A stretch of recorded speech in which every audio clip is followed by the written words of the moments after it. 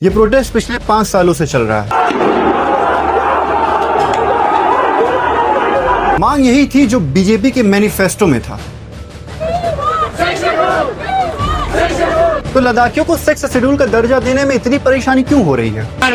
सलाम, ये है लद्दाख का दिल्ली चलो आंदोलन। सोनम वांगचुक ही वो थे जब उन्होंने पीएम मोदी को धन्यवाद दिया था। सोनम वांगचुक का कहना कि जब भी चाइना अब लेह के रास्ते, लद्दाख के रास्ते इंडिया में प्रवेश करेगा तो उनको रास्ता देंगे कि आप जाइए, क्योंकि हमारी सरकार मदद नहीं कर रही है।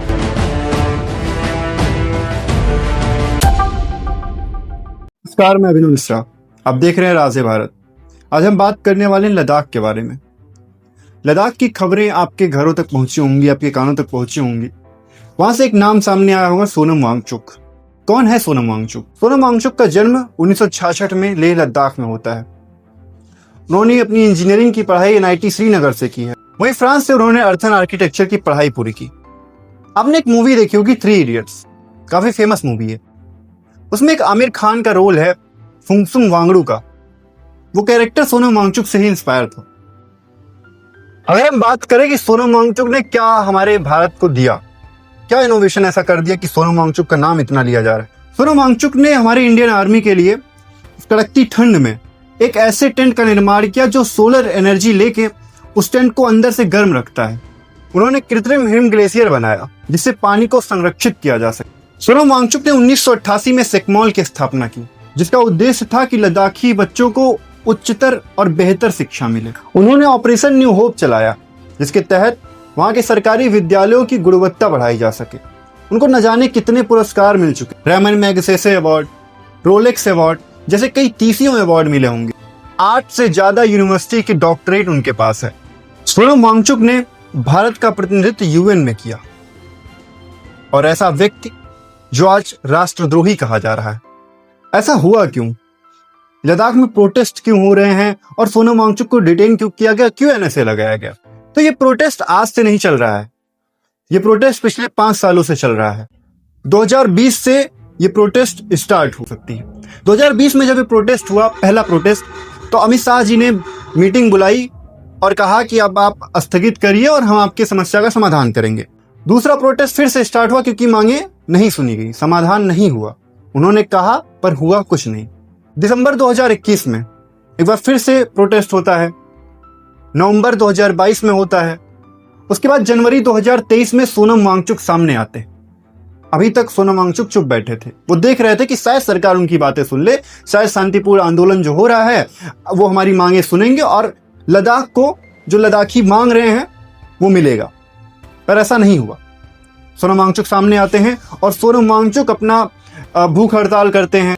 और फिर से लद्दाखी लोगों ने, सोनम वांगचुक ने 10 सितंबर 2025 को हंगर स्ट्राइक, जो कि 5 वीक तक चलने वाला था, उसे स्टार्ट कर दी।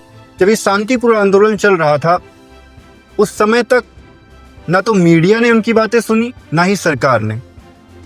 इस हंगर की स्ट्राइक की वजह से 23 सितंबर 2025 को 2 लोगों की तबीयत खराब होती है। उन्हें अस्पताल में भर्ती कराया जाता है, जिसे देखकर लोगों का गुस्सा भड़क उठता है और वो सड़कों पर उतर आते हैं। सैकड़ों लोग, बीजेपी का दफ्तर जला दिया जाता है, कई गाड़ियां जला दी जाती हैं। जब ये हिंसक लोग सड़क पर उतरते हैं तो पुलिस की तरफ से भी आंसू गैस के गोले दागे जाते हैं और यह भी कहा गया कि वहां से फायरिंग भी हुई, जिनमें 4 लोगों की मृत्यु हो गई। 4 लद्दाखी, जिनमें से एक कारगिल का सैनिक भी था, जो कारगिल से तो बच आया पर उसे भारतीय पुलिस के द्वारा मौत की घाट उतार दिया गया। अगर हम ये कहें तो गलत नहीं होगा। जो कारगिल का युद्ध लड़ता है और वहां से बच के चला आता है, पर उसे अपने देश में ही मार दिया जाता है। मांग क्या थी? बहुत बड़ी मांग नहीं थी, वो भी बताते हैं। मांग यही थी जो बीजेपी के मैनिफेस्टो में था। 2020 का मैनिफेस्टो जो बीजेपी का था, जब चुनाव हो रहा था, उन्होंने कहा था कि हम लद्दाख को 6 शेड्यूल देंगे, लद्दाख को 6 शेड्यूल में रखेंगे।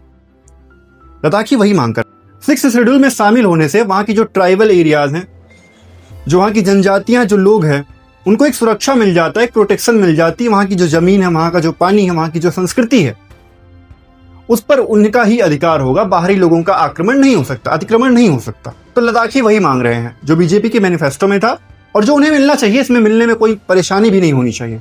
क्योंकि ऐसा नहीं ये पहला राज्य है, ये पहला यूनियन टेरिटरी होगा। असम, मिजोरम, मेघालय जैसे और भी राज्य हैं जिन्हें 6th शेड्यूल में रखा गया है। तो लद्दाखियों को 6th शेड्यूल का दर्जा देने में इतनी परेशानी क्यों हो रही है? लद्दाखियों की दूसरी मांग क्या है? वो लद्दाख को पूरे राज्य का दर्जा मांगते हैं। पहले ये जम्मू कश्मीर में होता था।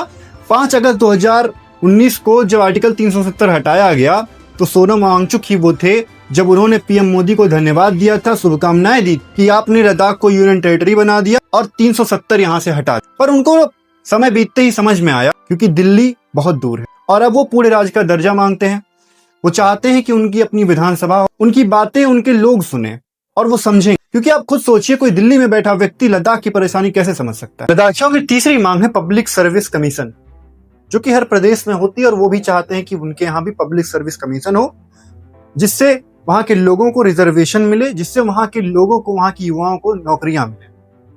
क्योंकि अगर हम नौकरियों का प्रतिशत देखें तो लद्दाख में 25.5% लोग अनएम्प्लॉयड हैं, क्योंकि पूरे देश अनएम्प्लॉयमेंट रेट है उसका 2 गुना है। इनकी चौथी मांग है संसद में ज्यादा प्रेजेंटेशन। अब बात करते हैं कि सरकार की तरफ से आरोप क्या लगे सोनम वांगचुक पे, जिसके कारण उनके ऊपर एनएसए लगाया गया और उन्हें डिटेन किया गया। एफसीआरए एक लाइसेंस होता है जो भी विदेश से डोनेशन लेने के लिए जरूरी होता है। सिग्मॉर ऑर्गेनाइजेशन जो सोनम वांगचुक के द्वारा बनाया गया था, उसका जो एफसीआरए लाइसेंस था वो इन्होंने रद्द कर दिया। अब एफसीआरए लाइसेंस रद्द करने का जो कारण सरकार की तरफ से बताया गया वो ये है कि 3.5 लाख रुपए जो है कैश के थ्रू जमा किया गया एफसीआरए अकाउंट में। अब सरकार ये भी मान रही है, उसी नोटिस में सरकार ये मान रही है कि ये जो अमाउंट है ये एफसीआरए फंड से ही खरीदा गया एक बस था जिसे बेचा गया और उसके बाद उसी अमाउंट को कैश के थ्रू जमा कर दिया गया। सरकार की तरफ से और गृह मंत्रालय की तरफ से ये भी आरोप लगाएगी कि सोनम वांगचुक ने कुछ भड़काऊ भाषण दिए जिसकी वजह से जेनजी प्रोटेस्ट हुए। उन्होंने ये हवाला दिया कि सोनम वांगचुक ने अपने भाषण में कहा कि जिस तरह नेपाल और बांग्लादेश में वहां पे जेनजी प्रोटेस्ट हो रहे हैं, ऐसे यहाँ भी होना चाहिए। और एक नैरेटिव सेट किया गया कि सोनम वांगचुक ने ऐसा कहा। हाँ, उनके वीडियोस को ऐसे कट कट करके कुछ फेक नैरेटिव सेट किए जा रहे हैं कि जिससे ये लगे कि सोनम वांगचुक ऐसा कुछ कह रहे हैं, पर इसका सोनम वांगचुक खुद और उनकी फैमिली, उनके जो सपोर्टर हैं, वो खंडन करते हैं कि ऐसा बिल्कुल भी नहीं कहा गया है। एक और फेक वीडियो चलाया जा रहा है कट करके कि सोनम वांगचुक का कहना कि जब भी चाइना लेह के रास्ते, लद्दाख के रास्ते इंडिया में प्रवेश करेगा तो उनको रास्ता देंगे कि आप जाइए क्योंकि हमारी सरकार मदद नहीं कर रही है। जबकि ये वीडियो फेक है, पूरी तरह से ये फेक नैरेटिव सेट किया जा रहा है। एक मैं वीडियो चला रहा हूँ, इसको आप देखिए और समझिए कि पूरा वीडियो क्या था और फेक वीडियो क्या है। जब चीन घुस आता है तो लद्दाख के लोग जान देकर रोकते हैं, मगर अब अगर भारत सरकार हमारे लिए कुछ नहीं कर रहा है तो अगली बार वो आए तो हम उनको रास्ता दिखाएंगे, हम रोकेंगे नहीं, हम जान क्यों दे। और यहाँ के एक फेमस कॉमेडियन हैं जिन्होंने कहा कि जब चीन घुस आता है तो लद्दाख के लोग जान देकर रोकते हैं, मगर अब अगर भारत सरकार हमारे लिए कुछ नहीं कर रहा है तो अगली बार वो आए तो हम उनको रास्ता दिखाएंगे, हम रोकेंगे नहीं, हम जान क्यों दे। और लद्दाख के लोग हर बार की तरह भारत की रक्षा करते रहेंगे, सैनिकों की तरह। जय हिंद, जय भारत। अब इन सब मुद्दों को, इन सब तथ्यों को लेकर के सोनम वांगचुक को डिटेन किया गया, एनएसए लगाया गया और उनको अब जोधपुर जेल में रखा गया है। एनएसए के तहत ये होता है कि 12 महीने तक आप उनको जेल में रख सकते हैं और कोर्ट भी नहीं ले जाना पड़ता। ठीक है, पूछताछ हो सकती है उनसे। लेह लद्दाख भी भारत का ही हिस्सा है। मैं चाहता हूं सरकार उनकी बात सुने, आप उनसे बात तो करिए, वहां तक जाइए। तो क्यों नहीं गए उनके पास उनसे मिलने? जब वो 5 सालों से प्रोटेस्ट कर रहे थे, बीच बीच में आप लेटर भेज देते हैं, मीटिंग कर लेते हैं कि हाँ हम कर देंगे, आपके मैनिफेस्टो में भी आता है कि हाँ हम ये करेंगे। जब वादे आपने किए तो पूरे करना सीखिए ना महाराज, क्या नहीं करना है। लद्दाख की कुल 4 मांगे हैं यार। 4 मांगों को अगर देखा जाए तो ये जायज मांगे हैं। एक बीच का रास्ता भी होता है, एक बात वाला रास्ता भी होता है कि अगर आप बात करेंगे तो बातों से चीजें सुलझती हैं। ये क्यों नहीं समझती सरकार? मैं पक्ष नहीं ले रहा हूं किसी एक चीज का, पर जो चीजें सही हैं, जो चीजें फेक हैं, उसको आप समझने का प्रयास करिए। बातों से चीजें सुलझती हैं, बीच का रास्ता अपनाइए और बात से चीजों को सुलझाइए। सिर्फ एक पक्ष को मत देखिए, दूसरे पक्ष की ओर भी ध्यान दीजिए और जो सत्य है जो सही है उसके साथ खड़े होना सीखिए। ऐसी और भी वीडियोस हम लाते रहेंगे, ऐसे और भी सच आपके सामने लाते रहेंगे।